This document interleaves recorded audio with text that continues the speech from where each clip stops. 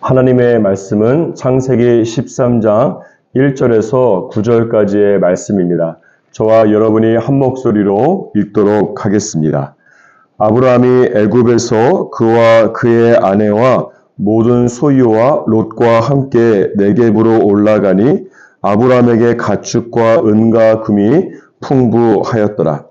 그가 네겝에서부터 길을 떠나 베델에 이르며 베델과 아이 사이 곧 전에 장막 쳤던 곳에 이르니 그가 처음으로 제단을 쌓은 곳이라. 그가 거기서 여호와의 이름을 불렀더라. 아브라함의 일행 롯도 양과 소와 장막이 있으므로 그 땅이 그들이 동거하기에 넉넉하지 못하였으니 이는 그들의 소유가 많아서 동거할 수 없었음이니라. 그러므로 아브라함의 가축의 목자와 롯의 가축의 목자가 서로 다투고 또 가나안 사람과 브리스 사람도 그 땅에 거주하였는지라. 아브라함이 롯에게 이르되 우리는 한 친족이라. 나나 너나 내 목자나 내 목자나 서로 다투게 하지 말자. 내 앞에 온 땅이 있지 아니하냐. 나를 떠나가라. 내가 좌하면 나는 우하고 내가 우하면 나는 좌하리라. 아멘.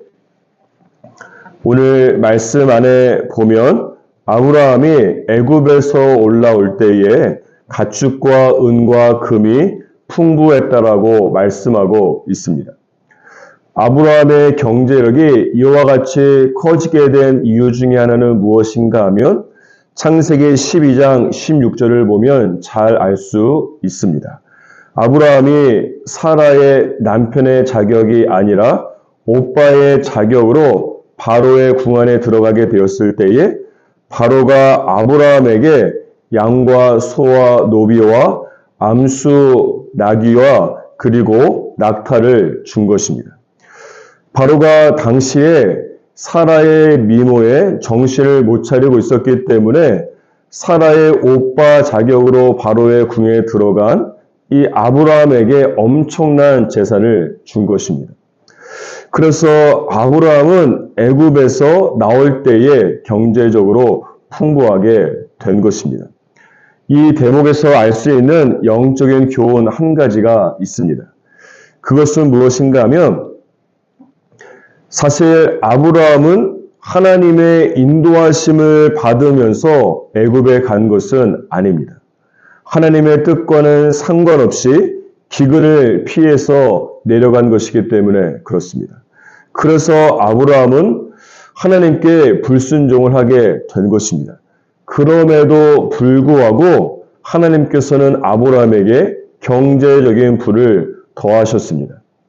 하나님께서 자신에게 불순종해서 애굽으로 내려간 아브라함의 재산을 모두 빼앗아 버려도 시원치 않을 판에 하나님께서 아브라함을 경제적으로 더욱더 축복하고 있다는 것입니다. 이것을 보면 아브라함이 하나님께 불순종하고 있을 때조차도 하나님께서는 묵묵히 아브라함을 향한 하나님의 계획을 행하고 계신 것을 알 수 있습니다. 어떤 계획입니까? 하나님께서 창세기 12장에서 아브라함에게 약속하신 축복의 통로를 만드는 것입니다. 따라서 아브라함의 하나님을 향한 이 불신실함을 하나님께서는 아브라함을 향한 신실함으로 반응하고 있는 것입니다. 사랑하는 여러분, 이분이 바로 저와 여러분의 하나님이 되십니다. 그러므로 내가 잘나서 무엇인가 하나님의 계획을 이룰 수 있는 능력이 있는 것도 아니고 그렇다고 내가 못나서 무엇인가 하나님의 계획과 뜻을 이룰 수 없는 것도 아닌 것입니다. 나의 어떠함과 아무런 상관이 없이 하나님의 언약과 약속에 대한 신실하심이 하나님의 계획을 이루어 나가시는 것입니다. 사랑하는 여러분, 따라서 나의 신실하지 않음에도 불구하고 하나님께서 나를 신실하게 이끌어 가시는 그 하나님으로 말미암아 여러분의 인생이 축복의 궤도 가운데 들어갈 것을 믿으시기를 바랍니다. 5절에서 9절까지의 말씀에 보면 말씀의 초점을 아브라함에서 그의 조카인 롯으로 옮겨 보도록 하겠습니다. 예레미야 29장 11절 말씀에 보면 너희를 향한 나의 생각을 내가 아나니 재앙이 아니라 곧 평안이요 너희 장래에 소망을 주려 하는 것이라 라고 하나님께서 말씀하고 있습니다. 따라서 아브라함의 조카인 롯을 향한 하나님의 생각은 무엇입니까? 평안과 그의 장래에 소망을 주는 것입니다. 그래서 오늘 본문 말씀 9절을 보시면 이렇게 기록되어 있습니다. 너의 앞에 온 땅이 있지 아니하냐? 너의 앞에 온 땅이 있지 아니하냐? 물론 이것은 아브라함의 조카 롯에게 하는 말입니다. 하지만 이것은 롯을 향한 하나님의 음성이요 하나님의 계획이기도 한 것입니다. 하나님께서 롯에게 너의 앞에 온 땅에 있지 아니하냐라고 도전하시면서 너의 미래를 개척하라고 말씀하고 있는 것입니다. 너무 설레는 말씀이 아닙니까? 너의 앞에 온 땅이 있지 아니하냐? 너의 앞에 있는 온 땅을 믿음으로 취하고 너의 것으로 믿음으로 만들라라고 하나님께서 롯에게 도전하고 있는 것입니다. 하나님께서 롯에게 나와 함께 미래 만들기를 하자라고 초청하고 도전하고 있는 것입니다. 이것은 롯의 입장에서 본다면 그의 인생에 찾아온 엄청난 기회이자 도전이라고 할 수 있습니다. 그런데 오늘 본문 말씀을 보면 롯을 축복하기 위한 하나님의 도전과 하나님의 기회가 선물처럼 예쁜 종이로 잘 포장되어서 오고 있지 않다는 것입니다. 5절 이하의 말씀을 보십시오. 아브라함과 롯 사이의 갈등에 대해서 말씀하고 있습니다. 두 사람이 함께 애굽에서 가나안 땅으로 올라오게 되었습니다. 그런데 두 사람이 각자 소유가 너무 많다 보니까 그들이 함께 거주하고 있는 땅이 너무 좁은 것입니다. 5절 말씀에 보면 롯에게도 장막이 있었다고 말씀하고 있습니다. 당시의 장막은 단순히 사람들이 거처하기 위한 장막만을 의미하는 것이 아니라 가축들을 위한 장막을 포함하고 있는 것입니다. 따라서 아브라함의 조카인 롯도 아브라함 못지않게 많은 사람과 가축들을 소유하고 있었던 것입니다. 그렇다 보니까 좁은 땅에 각자가 소유하고 있는 많은 가축들을 키우려고 하는 과정에서 목초지도 부족하고 샘물도 부족할 수밖에 없었던 것입니다. 그래서 아브라함과 롯의 목자들이 서로 싸우면서 갈등이 시작되게 된 것입니다. 그런데 사실 이 갈등을 계기로 어떤 일이 일어나고 있습니까? 아브라함과 롯이 서로를 떠나게 되고 있습니다. 그 결과 아브라함이 롯에게 너의 앞에 온 땅이 있지 아니하냐라고 말하게 된 것입니다. 따라서 롯과 아브라함의 갈등은 그 자체만 놓고 볼 때는 힘들고 스트레스를 받는 일이 될 수 있습니다. 하지만 하나님께서는 아브라함과의 갈등을 통해서 롯에게 지금 두 가지를 말씀하고 있는 것입니다. 첫 번째는 이제는 아브라함을 떠나야 할 때라고 하는 것입니다. 두 번째는 아브라함이 아니라 하나님과 함께 너의 앞에 있는 온 땅을 너의 미래를 개척하자라고 말씀하고 있는 것입니다. 그러므로 하나님께서 롯을 축복하기 위한 그 계기와 첫 번째 시작은 무엇이었습니까? 아브라함과의 갈등과 아브라함으로부터의 떠남이 되는 것입니다. 이런 면에서 볼 때 하나님의 축복과 영적인 기회는 항상 좋은 일을 통해서만 오는 것은 절대 아닙니다. 전혀 생각하지도 못했는데 내 인생에 찾아온 사람과의 갈등과 떠남 속에서 하나님의 축복과 하나님의 기획이 시작될 수도 있다는 것입니다.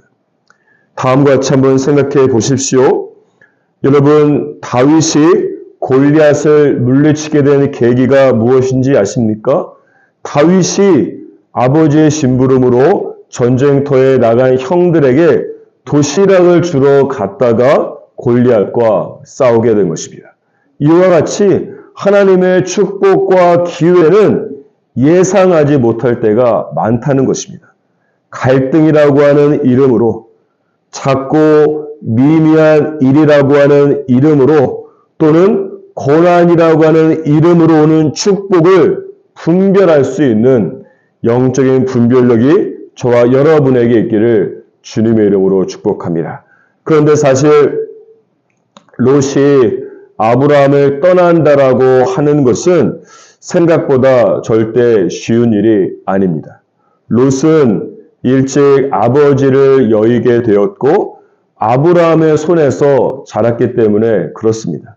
아브라함은 롯에게는 단순한 큰 아버지 이상의 의미를 가지고 있지 않겠습니까? 롯에게 아브라함은 친아버지와 같이 의지하고 따르고 모든 것을 배운 아버지가 되는 것이고, 또 교사가 되고 가장 친한 친구가 아브라함이 되는 것이기 때문에 그렇습니다.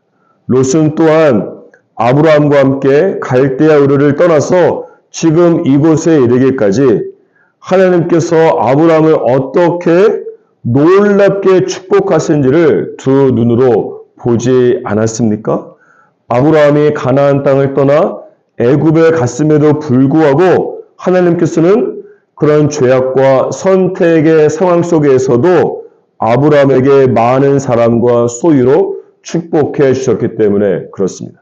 따라서 롯에게 아브라함은 물론 실수가 많은 아브라함이지만 그래도 롯에게는 영적인 거인과 거장과 같고 평생 옆에서 같이 있고 싶은 축복의 근원이 바로 아브라함이 아니겠습니까?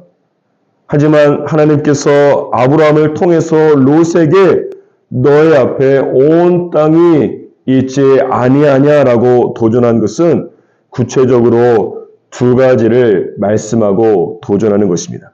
첫 번째는 이제는 아브라함이 아니라 하나님을 친아버지와 같이 따르고 의지하고 배우라고 말씀하고 있는 것입니다.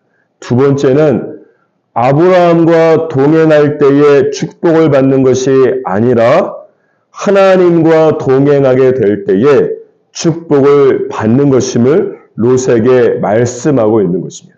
따라서 롯이 아브라함을 이 두 가지 면에서 떠날 때에 롯은 하나님과 함께 미래를 개척하며 또한 축복된 미래 만들기를 할 수가 있는 것입니다.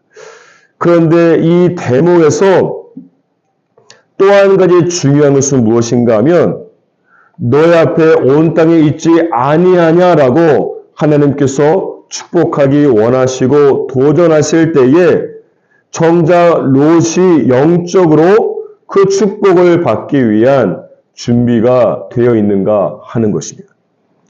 하나님께서 너의 앞에 온 땅에 있지 아니하냐라고 도전하고 축복하기를 원하시는데 이때 롯이 영적으로 준비가 되어 있는 것이 정말로 중요한 것입니다. 위에서 말씀드렸지만 다윗이 도시락 심부름을 갔다가 골리앗을 죽이면서 하나님의 축복과 기회를 경험하게 되지 않았습니까? 그런데 사실 그때에 골리앗을 죽일 수 있는 기회는 다윗뿐만 아니라 전쟁터에 있던 모든 이스라엘 군사들에게 주어졌다라고 하는 사실입니다. 하지만 다윗을 제외하고는 어떤 사람도 그 기회를 잡고 그 도전을 축복으로 만들 수 없었다는 것이에요. 그 이유는 다른 이스라엘 군사들은 영적으로 준비가 되지 않았기 때문에 골리앗과 싸움을 한 번도 해보지 못한 것입니다. 반면에 다윗은 어떻습니까? 그에게는 물맷돌이 있었습니다. 성경에 보면 다윗은 그가 양을 지킬 때에 양을 잡아먹으러 오는 곰과 늑대와 싸웠다라고 말씀하고 있습니다. 더 나아가서 다윗은 한 마리 양이라도 맹수에게 빼앗기게 되면 끝까지 곰과 늑대를 찾아가서 물맷돌로 그 짐승들을 쳐 죽였다라고 말씀하고 있습니다. 다윗이 그렇게 할 수 있었던 이유가 무엇입니까? 그것은 다윗은 매일 반복되는 일상과 이 평상시에 곰과 늑대로부터 양을 지키기 위해서 물맷돌 연습을 수천 번, 수만 번 했기 때문에 그렇습니다. 손에 물집이 잡히고 터지고 또 물집이 잡히고 터지기를 반복하면서 자신에게 주어진 물맷돌 던지는 것을 계속해서 연습을 한 것입니다. 다른 말로 말하면 다윗은 물맷돌 연습을 통해서 전혀 생각하지도 못하게 미래에 골리앗을 죽일 수 있는 영적인 준비를 차곡차곡 하고 있었던 것입니다. 그런데 오늘 본문 말씀에 나오는 롯은 저희가 내일 살펴보겠지만 너희 앞에 온 땅이 있지 아니하냐라고 하는 하나님의 기회와 축복을 잡지 못하고 오히려 자신의 미래를 망치는 것을 볼 수 있습니다. 오늘도 하나님께서 저와 여러분에게 말씀하신다고 믿습니다. 너희 앞에 온 땅이 있지 아니하냐.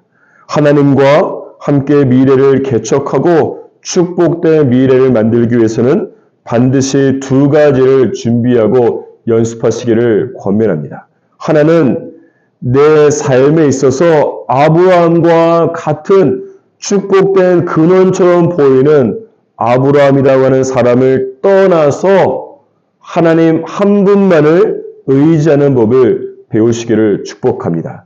두 번째는 축복을 받고 성공한 아브라함과 같은 사람과 동행하려고 하는 것이 아니라 축복의 근원이신 하나님의 음성을 들으면서 그 하나님과 동행하는 법을 반드시 배우기를 주님의 이름으로 권면하고 축복합니다. 너희 앞에 온 땅에 있지 아니하냐.